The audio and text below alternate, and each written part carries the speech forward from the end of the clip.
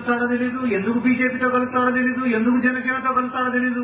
ఒకరోజేమో పోయి కాంగ్రెస్ అని సంకెత్తుతాడు, ఒకరోజేమో బీజేపీ అని సంకెత్తుతాడు. 2 సంఘాలు ఖాళీ లేవని ఇప్పుడు పోయి పవన్ కళ్యాణ్ గారి నెత్తి మీద వస్తుంది.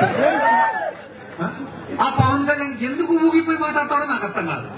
నేను ఇప్పుడు ఒక 5 నిమిషాల నుంచి మాట్లాడతాను, మత్సరంగా మాట్లాడతాను, నిలబడుతాను. ఏం వాళ్ళందరూ నా మాట వినడం లేదా? ఎవరో పక్క ఉండేటోళ్ళు నవ్వుకోవడం లేదా? ఎవరి మాట వాళ్ళది. ఆ మూల పోతాడు, ఈ మూల పోతాడు. నాకే భయం అవుతాను అప్పుడప్పుడు ఏడాది స్టేజ్ నుంచి కింద పోతాను. ఏందా ఈ పంచాయతీ ఎంత అర్థం కదా నాకు.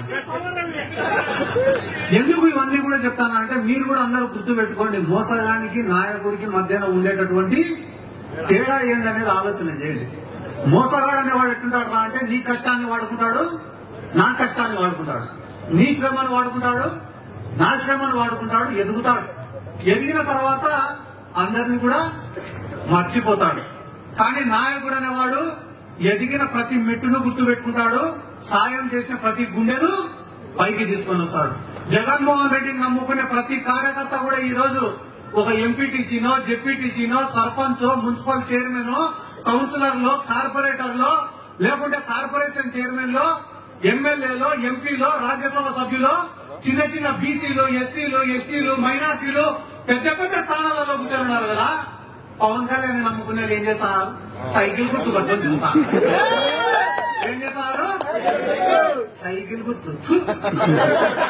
ఆ మాట అనకూడదు కానీ తప్పడంలో ఏం చేయమంటావు? ఎంత కంట్రోల్ చేసుకునే టెంప్ట్ చేస్తాను. నేను అడిగేది మళ్ళా వాస్తవమా కదా అని ఆలోచించమని మాత్రమే నేను చెప్తానా. వైసీపీ చెప్పేది రండి, తెలుగుదేశం వాడు చెప్పేది రండి, జనసేన వాడు చెప్పేది రండి.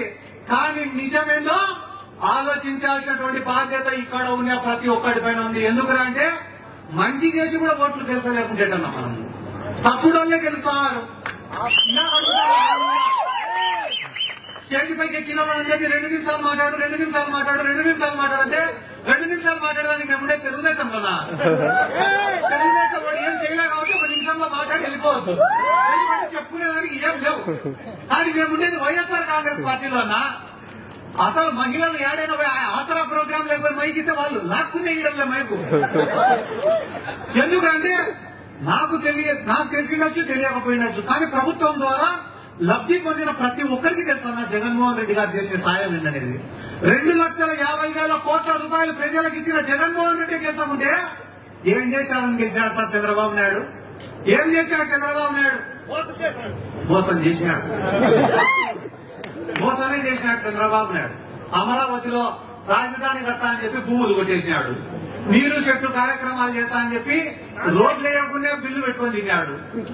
జన్మభూమి కమిటీలు అంటున్నా, ఈ జన్మభూమి కమిటీలు చెప్పడం మర్చిపోయినా. మా ఊర్లో ఒక రేషన్ కార్డు రావాలన్నా జన్మభూమి కమిటీ సంతకం పెట్టాలి, ఒక పెన్షన్ రావాలన్నా జన్మభూమి కమిటీలో సంతకం పెట్టాలి, ఒక ఎస్సీ కార్పొరేషన్ లోన్ రావాలన్నా, బీసీ కార్పొరేషన్ లోన్ రావాలన్నా, ఏం కావాలన్నా కూడా జన్మభూమి కమిటీలో సంతకం. లాస్ట్ 3 పిల్లల సంసారం చేయాలన్నా వాళ్ళ సంతకం. కానీ ఈ రోజు పేదవాడికి సంక్షేమ పథకాలు అనేవి ఎట్లా అప్లై చేసుకోవాలో కూడా తెలియదు, ఏమేమి పథకాలు వస్తాయో కూడా తెలియదు. అట్లాంటిది ఈ రోజు పేదవాళ్ళు సచివాలయానికి పోయి వాలంటీర్లకు అడిగిపోయి మాకు ఎందుకు రాలే పథకాలు అని చెప్పి కొట్లాడుతున్నారు. ఆ స్టేజ్ లో నిలబెట్టింది ఎవరు? అలా ఓటు పడేది ఎవరికి? మధ్యలో వచ్చే బఫూన్ గాళ్ళతో అందరి గురించి మేము మాట్లాడాలన్నారు. మధ్యలో వచ్చే బఫూన్ గాళ్ళ గురించి మేము మాట్లాడాలన్నారు. ఎవరన్నా